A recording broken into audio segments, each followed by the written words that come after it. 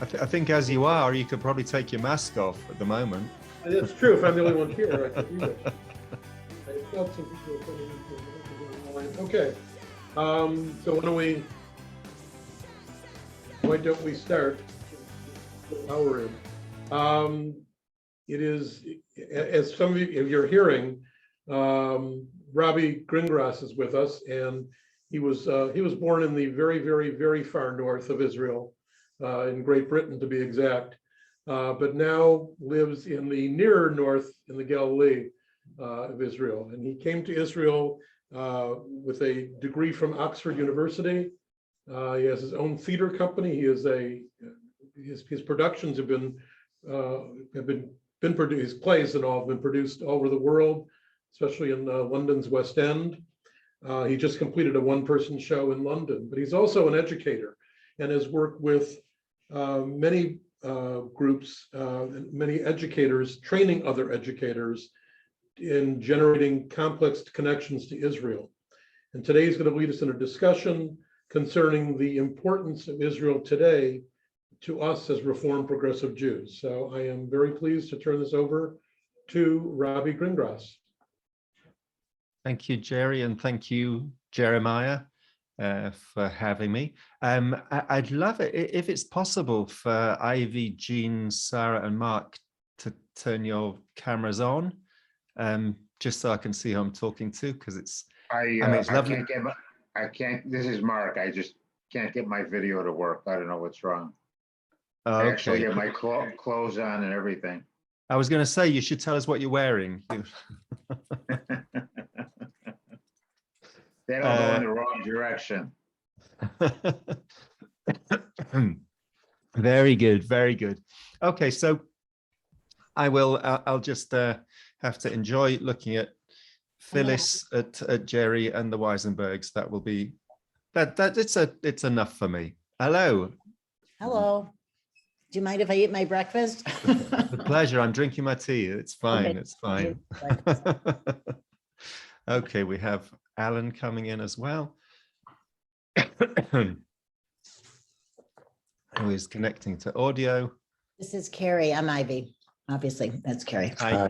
Nice to meet you. Hi, Carrie. Hi. All right, folks. Well, so we'll get started because we have an hour, and I don't want to take any more of your time. When Jerry asked me to come and have a chat with you folks about the importance of Israel to you, I was struck by two things. First of all, I don't know you, so I should really find out what's important to you. And also, I think that our understandings of what is important have changed since we first came to be connected or in relationship with Israel, right? When Israel started off, so we're talking in the late 40s, early 50s, 60s, 70s. I mean, if we think about everything else that's changed in the way that we see the world, in the way that we see morality, like the way that we, for example, treat women these days, which is different from when the state of Israel was set up, the way that we treat people of different gender orientations, different sexual orientations, race issues, national issues, it's so totally different. And our way of talking, our way of deciding what's right and wrong has shifted, whilst what tends to happen is that the way that we talk about Israel, the way that we describe Israel to others, and the importance that we place on Israel hasn't really changed in 70 years. And it doesn't work anymore. So when people of your generation and our generation, when we're talking about Israel to others or talking about Israel to our kids, our grandkids, if we're talking about Israel being important to us, but using the language and the ideas of what made it important to us a couple of decades ago, that doesn't translate anymore because we see the world differently. And so what I'd like to do over these next 50 minutes is to go through an additional way of describing how and why Israel is important to us, right? And one of the ways I think I'm going to suggest that Israel is important to us is that all sorts of stuff that is important to us, nothing to do with Israel, all the issues that we're concerned about in the world today, nothing to do with Israel, are going on in Israel too, but with the volume turned up much louder. And so stuff that we deal with and look at that's going on in Israel is actually going on back home as well.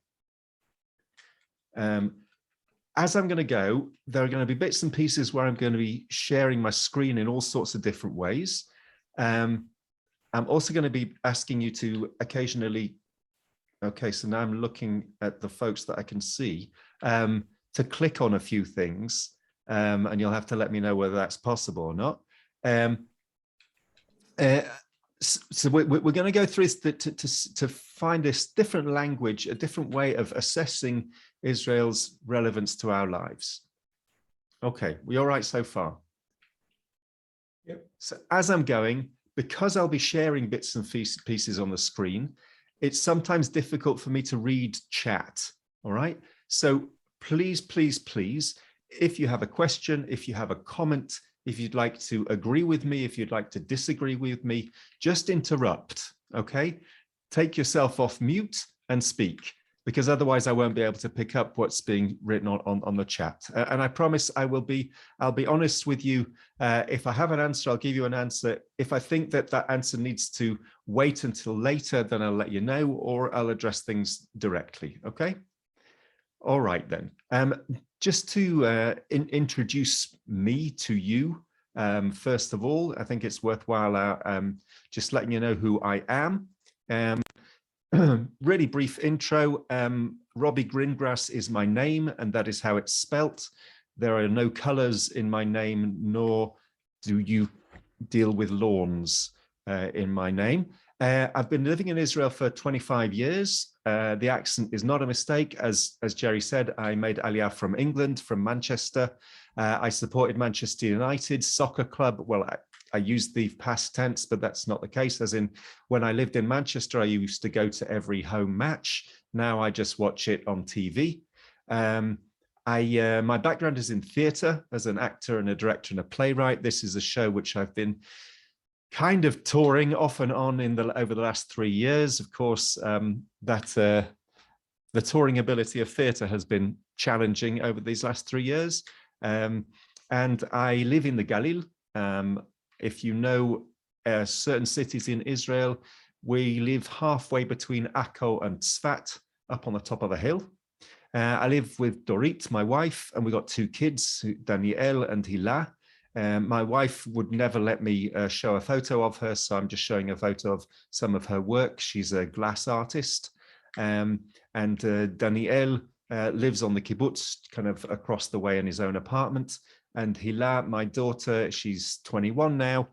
This is a photo of her when she was doing her national service. She didn't serve in the army. She served as a volunteer in an organization looking after asylum seekers in Tel Aviv, and she's now studying social work. And my first foray into Israel education came when I came up with a paradigm, a way of talking about Israel, which we called wrestling and hugging, or hugging and wrestling. And that was this idea that our connection with Israel has been, bless you, our connection with Israel has been to do with hugging Israel, giving Israel love with our eyes closed, and that we need somehow to have a paradigm of how we might critique Israel and be wrestling with Israel and arguing as well as embracing. Okay. Bless you. Sorry about that. I hope you're feeling better. Weisenbergs, I need to know your names. Who is who? Speak. Barry and Vicky. And he's Gary, did you say? Okay. Did you say Jerry or Gary? Barry. Barry with a B. Barry. Okay, Barry. Okay, I hope you're feeling all right. Okay, great stuff. Let's carry on. Just to give you an overview of what we're going to do over these next few minutes. First of all, we're going to listen to a song just to check in what we're thinking about and what's going on in order to assess what is important to us. Together with that, we're going to take a look at what's in common. What are the things that are important to us that we share amongst each other? We're then going to see how these common concerns are connected to Israel and how this makes Israel important to us. And then we'll be looking forward as we go. So that's how we're going to move things forward. Likewise, I'm going to say to the newcomers, if you want to show your faces, that'll be nice. It's always weird talking to black squares. But I understand if the tech is beyond us. So I'm going to play a song. This is a song which came out, as you'll be able to see, pre-COVID. It's a song by a band called Hatikva Shesh, the Hope number 6, and it's a song which talks about how sometimes in life, everything seems a bit much. When we're thinking about politics, when we're thinking about the climate, when we're thinking about prices, when we're thinking about diseases and pandemics, and sometimes it just gets to be a bit much. And this guy says, and so sometimes I like to just listen to some music. Okay, that's pretty much what he's talking about. There are subtitles to the song. So I'm going to encourage you to listen to the song and also follow the subtitles. Don't use it as background music. Think of it as if we are reading a text together. And look out in particular for one line that he uses when he's talking about how he relaxes. But just before he relaxes, he says, everything sounds like a siren. Everything sounds like an emergency siren in my ear. And while he's singing this song, I'd like you to think about what things to you nowadays sound like a siren. Like if you're watching the news or listening to or reading the papers or thinking about what's going on in the world, what sounds to you kind of too loud these days and you'd really rather kind of chill out? And just one extra little bit, in his chorus, he talks about chilling out by listening to 3 major Israeli music artists. One is Arik Einstein, one is Meir Ariel, and one is Zohar Argov. These are sort of the classics. I guess it'd be like talking about Bruce Springsteen, Billy Joel, and possibly Bob Dylan. It's that sort of generation that he's talking about. Okay, so we're going to listen to the song and then we'll have a conversation about it in a minute. So let me set this up. Okay, let's go.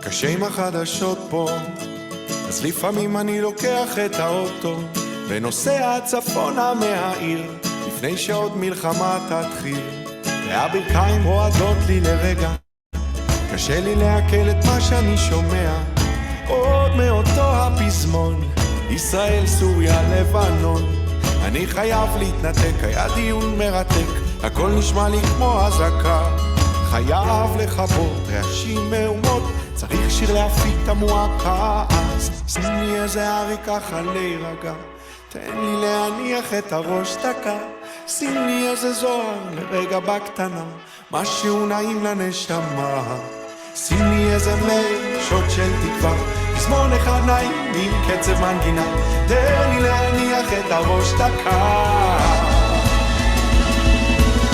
קשה היום שלי, יש את העניין הזה הכלכלי, וכולנו חרוצים אך בינינו, אנו עובדים אבל עובדים עלינו, אז מחכים למזל בתורים, ומבטיחים עוד חלומות לילדים, כולם מדברים על בית וגינה, שוברים חסכונות ואין מספיק גם לדירה, אני חייב להתנתק, היה דיון מרתק, הכל נשמע כמו אזעקה, חייב לכבות רעשים מהומות, רק מוזיקה תפיק את המועקה. אז שים לי איזה ארי ככה להירגע, תן לי להניח את הראש דקה, שים לי איזה זוהר לרגע בקטנה, משהו נעים לנשמה, שים לי איזה מייל, שוט של תקווה, פזמון אחד נעים עם קצב מנגינה, תן לי להניח את הראש דקה.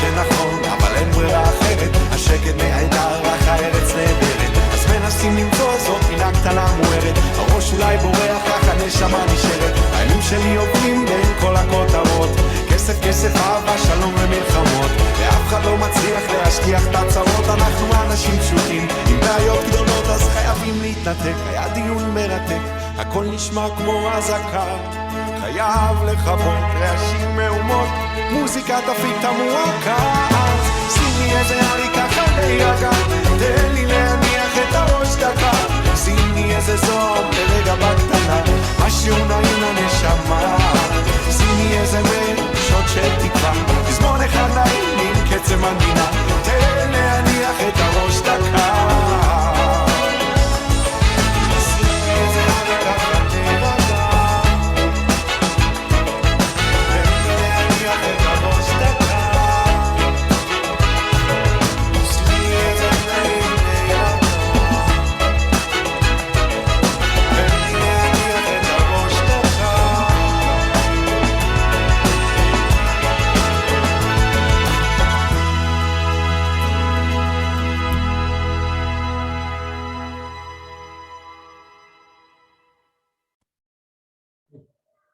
Okay, so a song by Hatikva 6, Hatikva 6,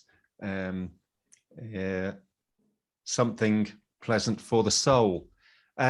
So folks, while this was going on, so what my question to you was, and now is, and you're welcome to share it either verbally or stick it in the chat.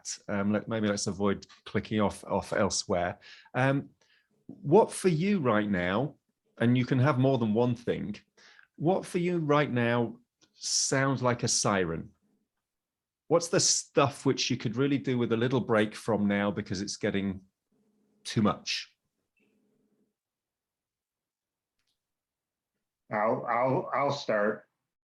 I think so many people in America aren't listening to the sirens, but for me, all the Trump stuff, I used to be a conservative. I'm not sure what I am, but I'm so tired of Trump and the crazies, and you can mix in vaccine skeptics. I wish we can get rid of it for a while. Thank you, Mark. Kerry, you were about to speak, I think.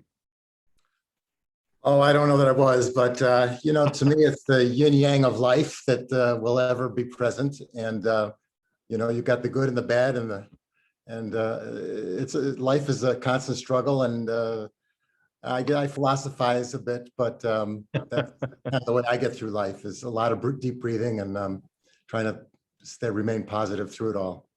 That's beautiful, and I want to push you a little bit further. So when do you find yourself deep breathing a little bit more than other times? Well, breathing is a function that I do. If I do to stay alive, but I do to meditate. I do. If you stop breathing, you die. That's not good. Yeah, you're right. Yeah. I mean, I wish as an individual I could save the world, and unfortunately, I'm not superhuman with no superpowers, and I haven't found anybody yet in this world who's been able to really help our cause. I just keep on hoping for a champion to step up and lead us in a direction of unity. Okay, thank you. Over to the Weisenbergs. I've already forgotten your name. Vicky, not to be too formal. Couple of things. Right now, when the phone rings in the middle of the night, I jump. I am so frightened. But a little background, growing up in Southern California during the Second World War, when we heard a siren, which was frequently, there was a reflex as a child. Where would at school, we had a place to go. At home, there was a place that we would go. And it was just horrific because we didn't really know when we were little and very young, and they didn't give us a lot of frightening things. Was this to do with nuclear war or earthquakes?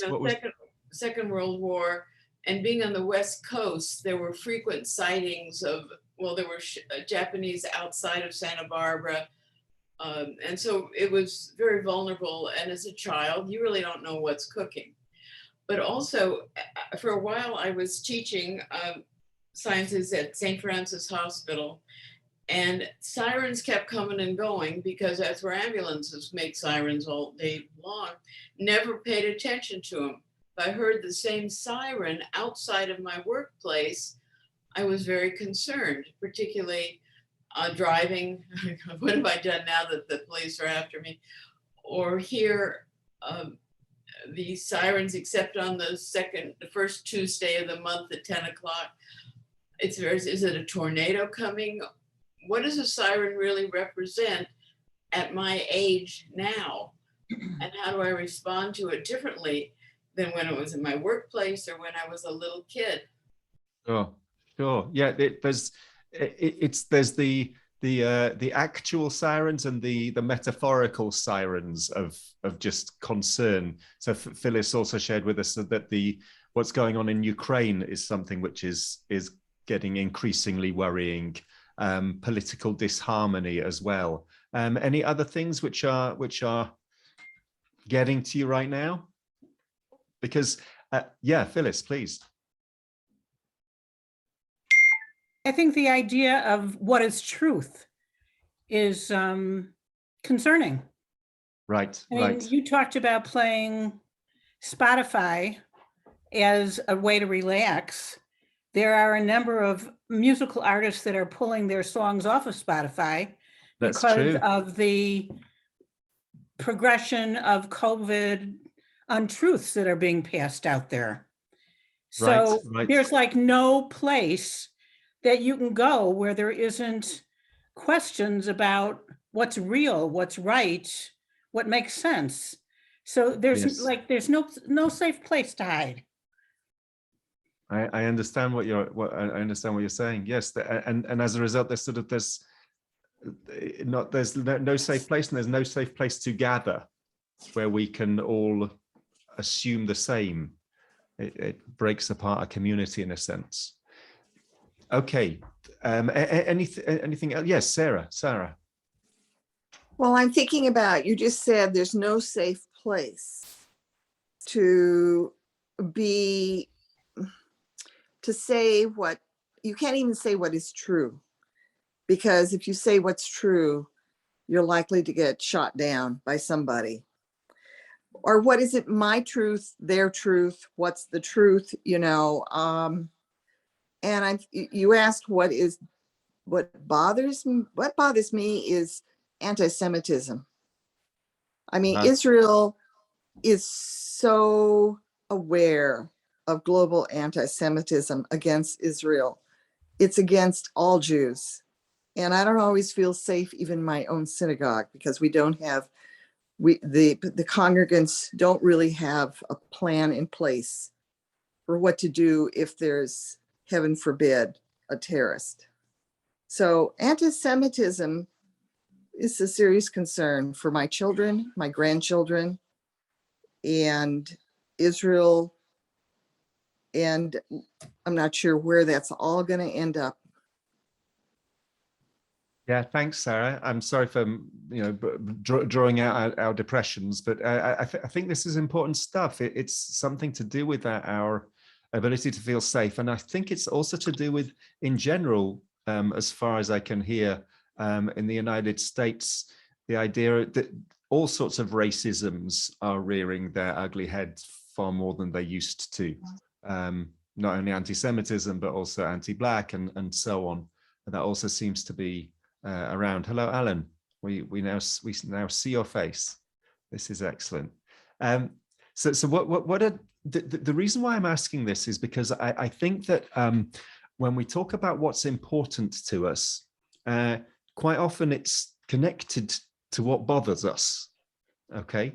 And that we can sort of gather that there's stuff which is crucial, which is going on in the world, which doesn't seem to give me harmony.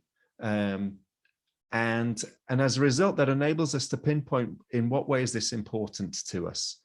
And this is work which I've been doing for 6, 7, maybe more years, with organizations all over the English-speaking world and in Israel as well.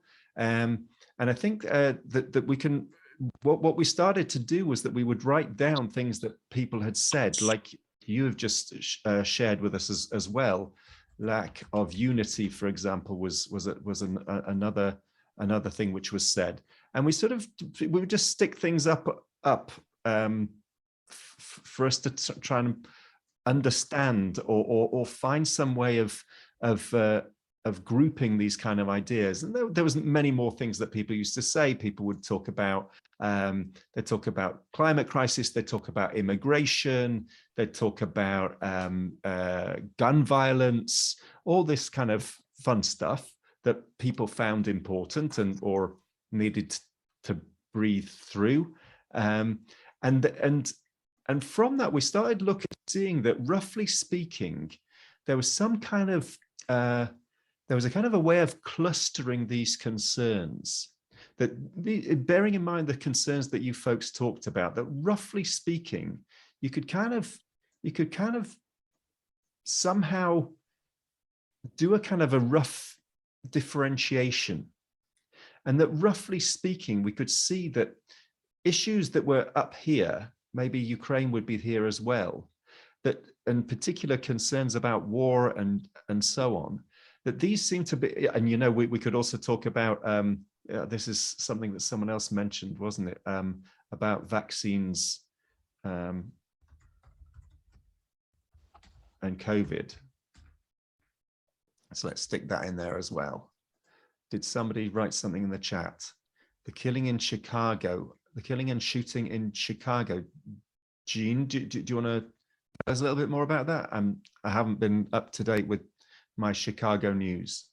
Well, if you live in Chicago, all you hear every day are killings, shootings of children, of course, innocent people. I mean, there's no safe haven anymore. And it's very disturbing to me. Right. Gun violence, big time. Thank you. Yes. Thank you, Jean. So you'll see I've added that as well up here to our. So roughly speaking, we can see that there's some stuff, all this stuff in this top right-hand corner. If we can roughly cluster what's going on, we can say that up here, we've got a big question of how can we be safe? Okay, as we've said in words and in what concerns us. That roughly speaking, all over the world and all different generations for the last decade or so has been asking this key question. I think, and what we'll find is that these key questions have been asked pretty much in all periods. And this area is something about who are we and how do we behave? And in particular, how do we behave towards each other? So be this either through a lack of unity, through political infighting, through racism, through anti-Semitism, it's something which leaves us concerned and we're bothered about. And I would say anti-Semitism on the one hand is to do with being part of, like, do people see us as Americans like everybody else, or do they see us as differently? And likewise, there's sort of some kind of thing about our safety as well. So let's kind of stick it halfway between. Our lack of unity is about us. Down on the bottom, we've got big questions about freedom. How free are we? How can we maintain our freedom? In particular, our freedom to vote for somebody, and make sure that that vote actually counts and is of relevance. Our freedom to say what we want to say, our freedom to assume that something is going to be not undermined by somebody else. And of course, vis-a-vis our COVID and vaccines, on the one hand, we want to be safe. And on the other hand, there's this question about our freedom as to whether we must or mustn't be vaccinated, whether we must or mustn't wear masks, and so on. And then stuff which concerns, well, it's concerning us, the fact that we're getting snow and cold weather in Israel more often than ever. And altogether across the world, there are these questions of what happens with our territory. Because it's not only, because what we often find is there are all these questions, also questions about, for example, immigration, right? Or refugees. What do we do, or how should we respond to Afghani refugees, of Syrian refugees, and so on. So looking at all these 4 questions, we find some kind of common ground, right? We don't find common ground in that we agree with each other what we should do about things, but we're finding that there are 4 key things that are important to us, whatever we think should happen with them. And these 4 things, as we've said, are to do with, where am I? I'm going to go here. How can we be safe? Who are we? Who's us? What does it mean to be American? What does it mean to be a Jew? How can we be free? And how do we relate to our territory? Are we okay so far with these kind of assumptions that we're beginning with? Okay, because what we're assuming is what's important to us. In fact, we could go even further, and we could say that these things that are important to us are also what divide us. Because, for example, we might ask, how did President Obama tend to answer these questions about how we should be safe, about how we should be American and treat other Americans, about what we should do with our freedom and how we should relate to our territory, who crosses our borders, our relationship to tariffs or refugees or immigration or climate change.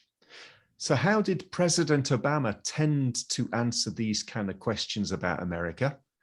And how did President Trump tend to answer these exact same questions about being safe and secure, about what it means to be American, who's in and who's out, about how we can be free and maintain our freedoms, and what we do with anything or anyone that crosses our borders?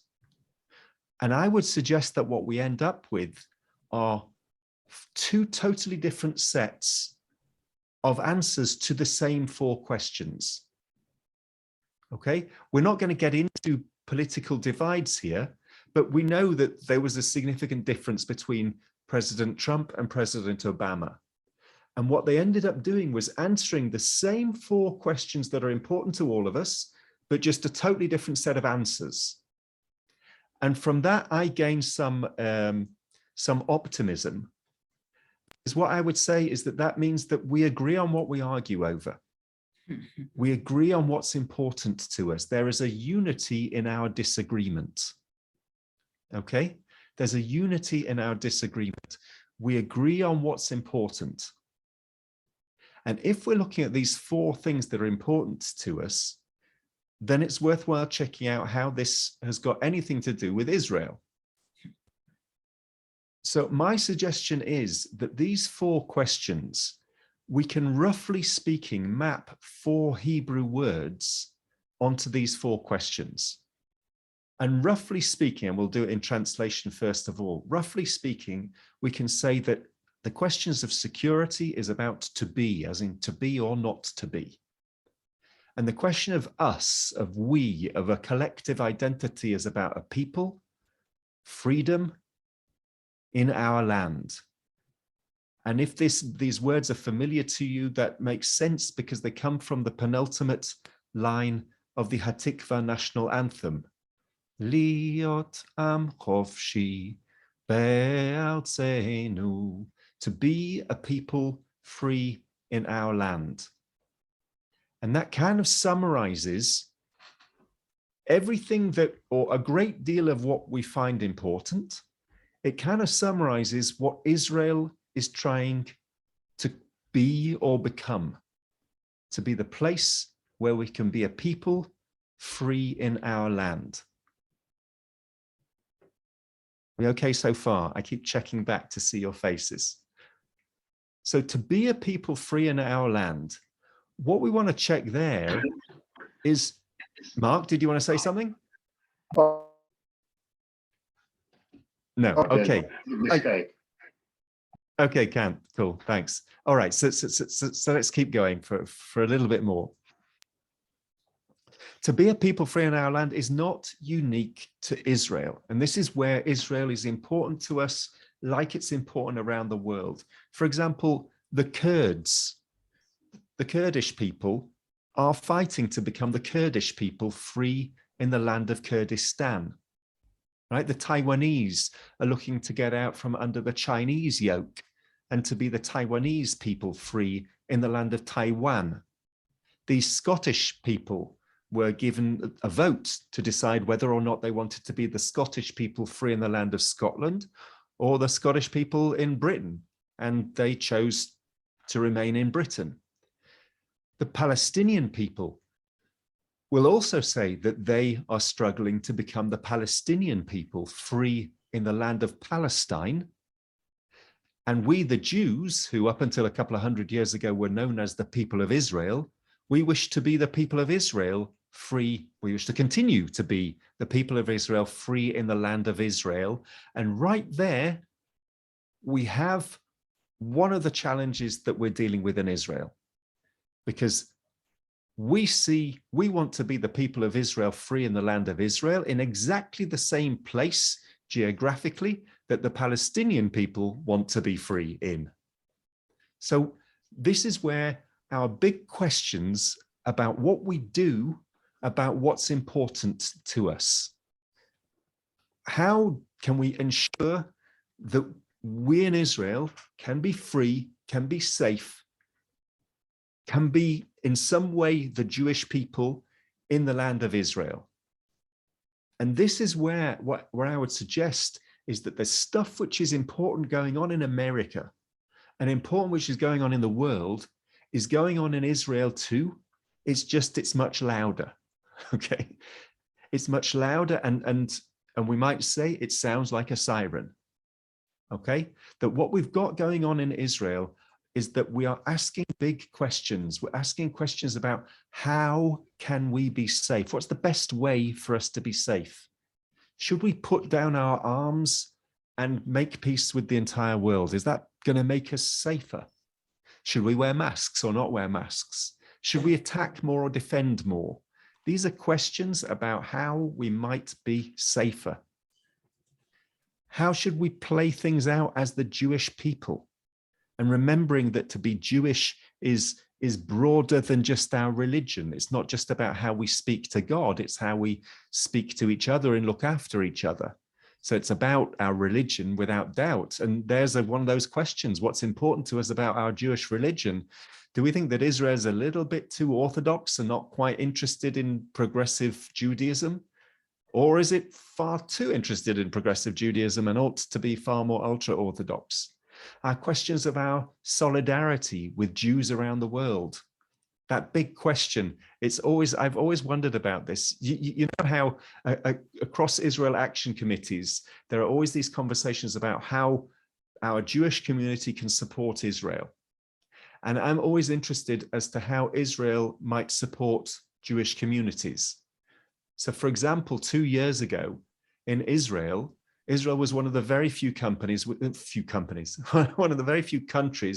a huge amount of COVID vaccines at a time when most Jews around the world had no COVID vaccines.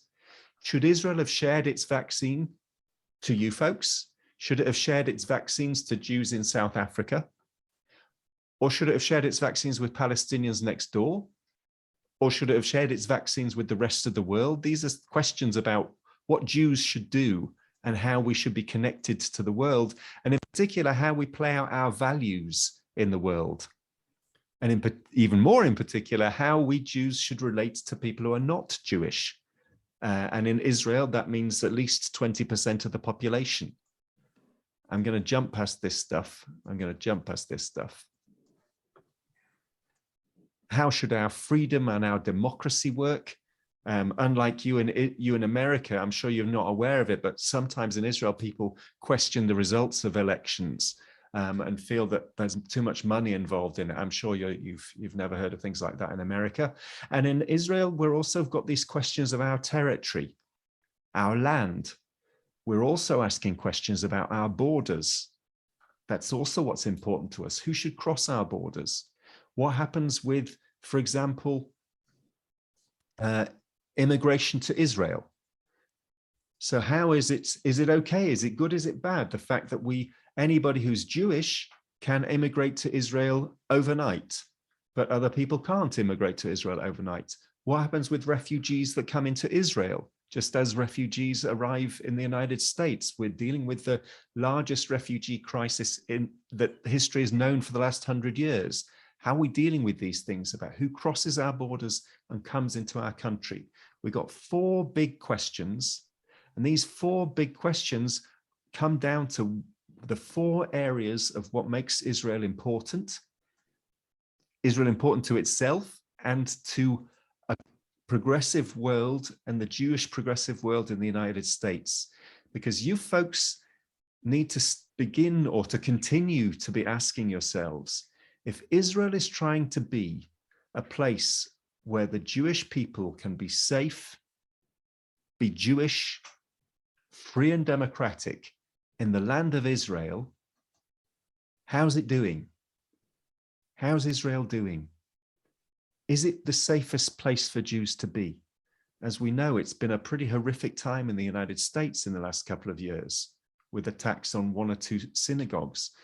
Is it safe? Is Israel safer?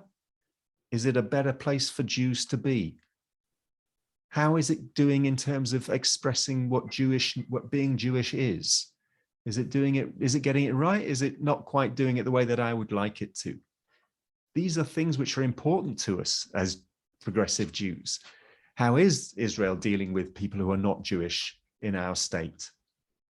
How is democracy going? How are we giving rights to others or taking away rights from others across borders and so on?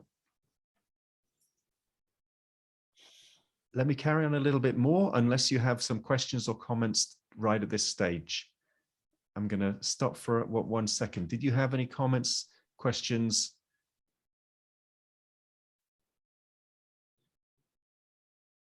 The silence is always temporary. I'm always told this.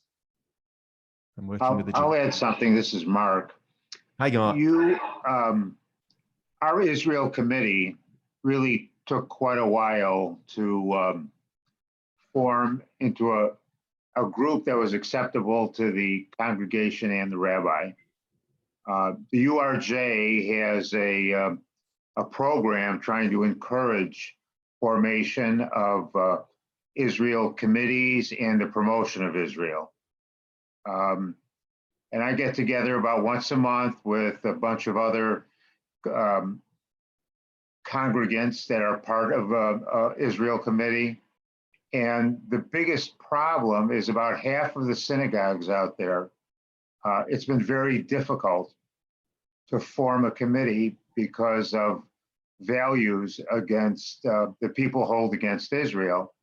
And you use the term progressive, which kind of lumps us all in this same box. And that's part of the problem.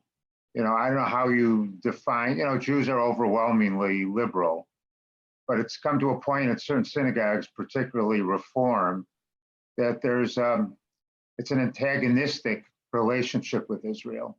And that's why we are very non-political, but that's kind of the undertone. So I just thought I'd add that in there. That's really helpful. A couple of things I would say about that. Something which makes the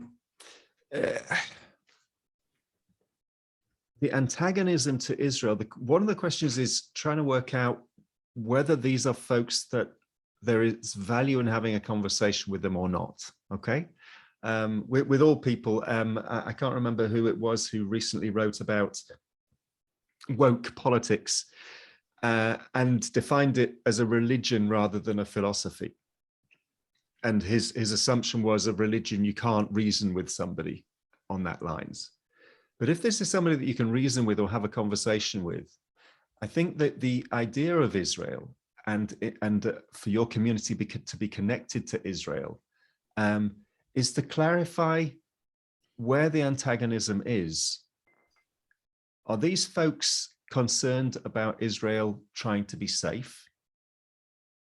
Are these folks, are they okay with Israel being safe? Are they okay with Israel being a place for Jews?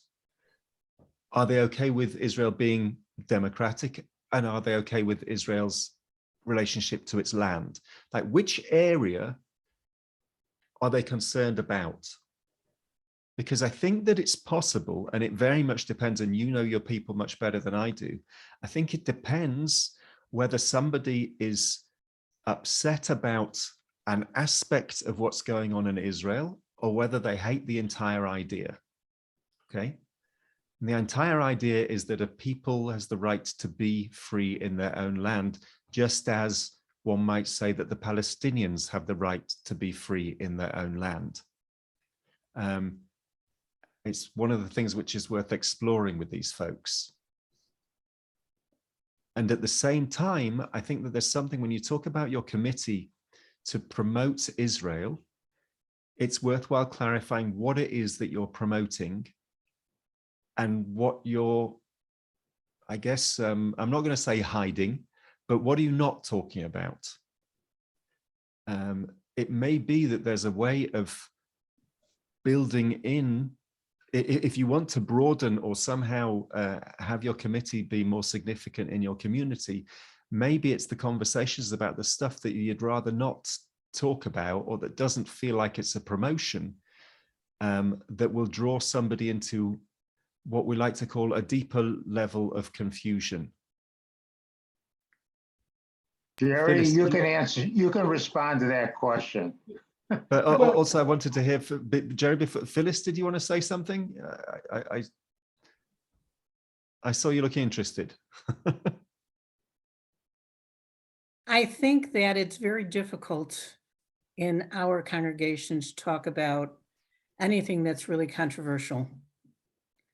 We haven't figured out yet how to do that in a safe way where people are also getting accurate information about what's really going on in Israel through the lens of Americans. The Shalom Hartman Institute, as you are probably aware, is very aspirational in terms of, and thinking, you know, through cross-stream Judaism. They have some incredible educational materials, and we've had some classes presented, but it doesn't really deal with the angst that people in the United States have. I mean, the things that you were talking about, Robbie, are very interesting. I was waiting for you to connect the dots for us because we're doing our thing here. You're doing your thing there. You put up Obama and Trump. You didn't put up Netanyahu and what's going on now in politics in Israel. There's kind of some parallels there. Oh, yeah. So I'd like you to connect the dots before we run out of time. Yeah. Can I throw something tangential to that? Sure. Okay, and that is the opposite side of the questions you raised.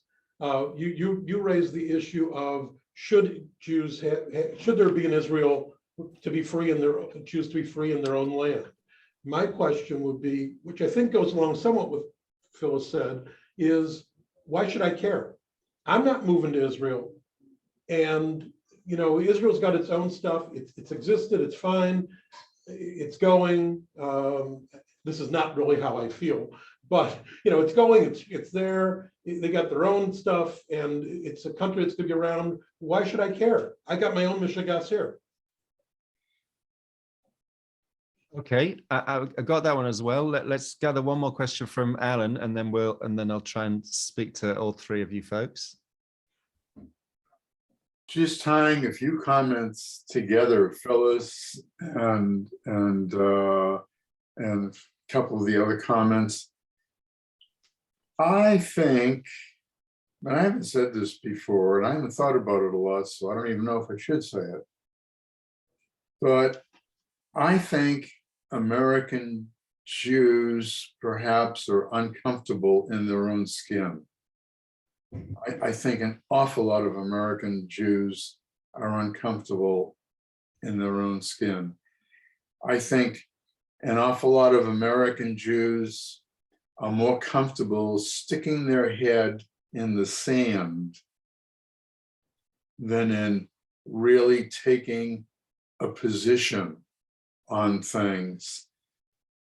I think American Jews can show how happy they are when Israel comes up with some kind of a vaccine or comes up with some kind of positive thing. But oh my gosh, just let Israel do some little thing or maybe some big thing that they don't like, and all of a sudden they start brushing it off again. I think an awful lot of American Jews don't even want to realize, and Sarah brought this up, what's happening with the rise of anti-Semitism in this country. And I think that some of them are pretty quick to blame Israel. Israel does something and, oh, it's Israel's fault. Because listen to all the negative talk about Israel. I, for one, think that anything said against Israel as a country is an act of anti-Semitism, because you're talking about a country of Jews. Our synagogue, oh my God, they are so adverse to Alan, any kind of controversy at all. It's hard to bring anything up. Alan, can we wrap up so we can move on, because it's 10:25 or 9:20, 10:25. I want to make sure we get back to Robbie. Okay. Cool. So as for controversy and bringing out controversy, you did a good job. So that's good. I mean, you brought us into that world. Look, I'm gonna sort of try and say a few things as quickly as possible.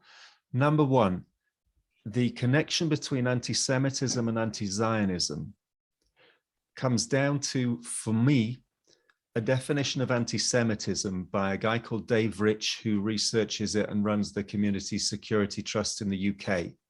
And he says that anti-Semitism is an ideology, not a grievance. As in, it's not a complaint about something that somebody's done.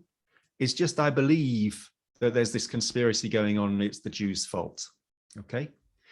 Our challenge is that sometimes Israel's actions deserve complaint, and that some people have a grievance over choices that Israel makes. People in Israel do as well. We never managed to succeed with sorting out our elections. We disagree with each other because we believe that sometimes we're doing stuff which is wrong. Our challenge is when a legitimate grievance against the behavior of Israel gets translated into conspiracy language. And we need to get clear, is someone complaining about Israel because there's something to complain about? And that's not anti-Semitism, that's a grievance. But it's when they complain about Israel and they say, you see, that's what Jews do all the world over, then it becomes something which I think is far more dangerous, and which is something that we're definitely seeing across the United States, and it's been in Europe for a good while. Second thing, taking a stand, the discomfort of being in disagreement with others is a massive problem in the United States in the younger generation, a generation that has grown up with social media, but in particular when Facebook added the like button, when all of a sudden every single piece of my life can be judged, has meant that it has developed people who are very afraid of taking a stand about anything.